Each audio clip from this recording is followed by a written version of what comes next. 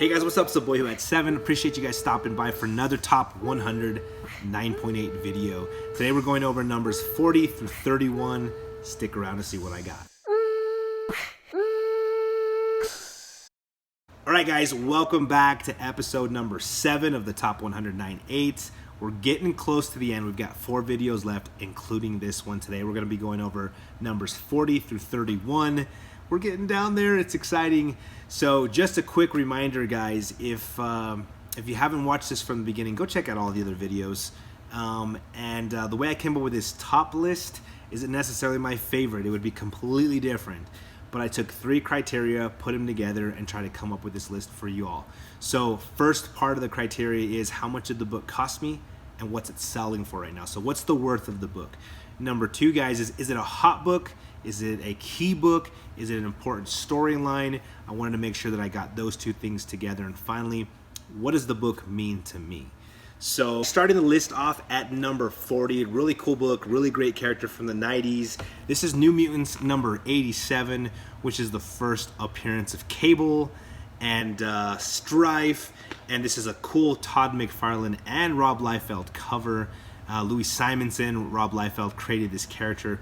We actually previously saw Nathan Summers in X-Men 201, and he was a baby at that time. He was sent in the future to become a warrior, and this is his future self coming back in time, hanging out with the New Mutants and the X-Men. So great book to have at number 40. And here's a facsimile to Hulk number 1, guys. This is not number 39 on the list, but here's the cover. I wanted to keep that in your mind. And here we go at number 39, the Hulk number 1, and this is the first appearance of the Red Hulk. So let me hold this one up again. You can see that homage cover right there. It means it kind of looks the same. They're giving a nod to this artist here, which is Jack Kirby. All right. So on this one, this is the first time that General Ross becomes the Red Hulk. I mean, he's been hunting the Hulk, and we see that he now has decided to take on the powers of the Hulk and become the very thing that he hates, and then he's been hunting, right? So this is an Atomic Comics edition. This is a pretty expensive variant for this book. And again, at number 39, the first appearance of the Red Hulk. All right, this next book at number 38, really cool. This is an A-OK from my friend Steve Whiting. This is something from my youth. I used to love to collect the Wizard magazine, check out how much my cards were worth, how much my comics were worth.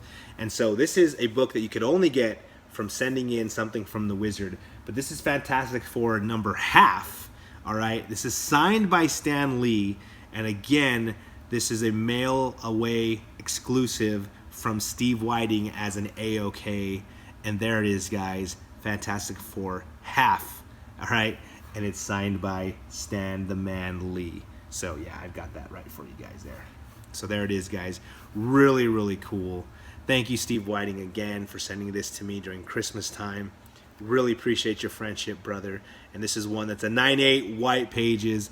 It's in the collection. Crazy. This is about a $500, $700 book. I mean, come on. Who gives away books like that? Steve Whiting. Thank you, my brother. All right, guys. This next book at number 37 has no business being this high on the list. But it's going to start a little run of a couple of books that all go together. It's something that I'm trying to get and put together as a collection. And as soon as you see this book, those of you that know will know. All right, this is Peter Parker and the Spectacular Spider-Man, number 90. And this is the first appearance of the black symbiote suit in title.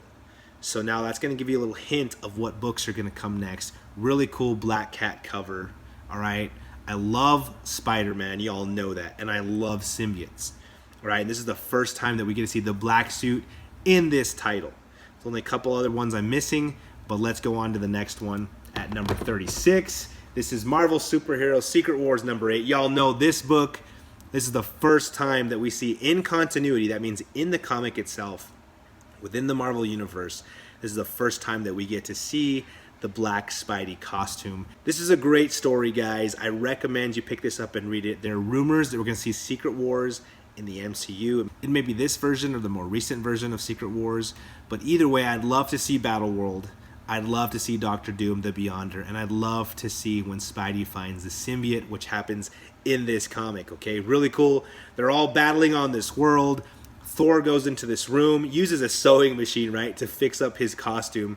He comes out and Spidey's all beat up and his costume's ripped, and Thor's like, hey, yeah, there's a sewing machine in there, go use it. So Spidey goes inside, he touches the wrong machine, it's got some black liquid in it, goes on to him, and that's where he finds the symbiote. So it's a really cool comic, and I can't say enough about this beautiful Mike Zeck cover. Top 50 of all time right there for sure. All right, this next book at number 35 is tied with the book at number 34. For the first time, we actually get to see the black symbiote suit, and this is Marvel Team Up number 149, newsstand. All right, and this is the first time we get to see it on the cover in the comic book. This one came out in May of 1984, so this one came out 8 months before this book. So this one is the first time we see it in the universe, right? Happens in the story, but this book came out before, and this one goes back and tells you the story. Okay, so there's a really cool story. Daredevil, Spider-Man, he comes out of Battle World. I love this purple cover. I love this book, and of course it's tied with Amazing Spider-Man number 252, my favorite of the lot. This is another homage to Amazing Fantasy 15. You see that pose there, but he's in the black suit. I love the sky in the back and the purples. It just, the camera doesn't do it justice, but this is a deep, beautiful cover. Absolutely a fan of it. And again, these stories are very similar, and these are the first time we get to see this symbiote suit, May of 1984. All right, guys, another book that I got from a member of the community. So at number 33 on the list, this comes from DS Comics. He bought this book on eBay in a 9.6 off-white to white pages.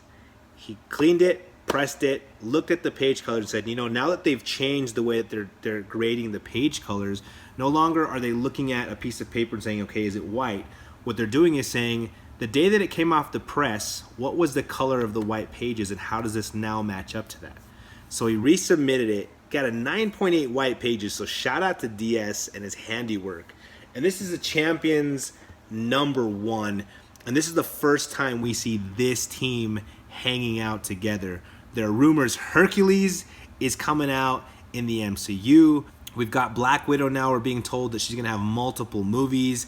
We've got Angel, Ghost Rider, and Iceman. So maybe we'll see a reiteration of this in the MCU. Either way, guys, to have the first appearance of the Champions together as a team in a 9.8 white pages, really cool to have. This is a Gil Kane and Dan Adkins cover. Really great, guys. Love having this. So Champions #1 and number 33 on the list.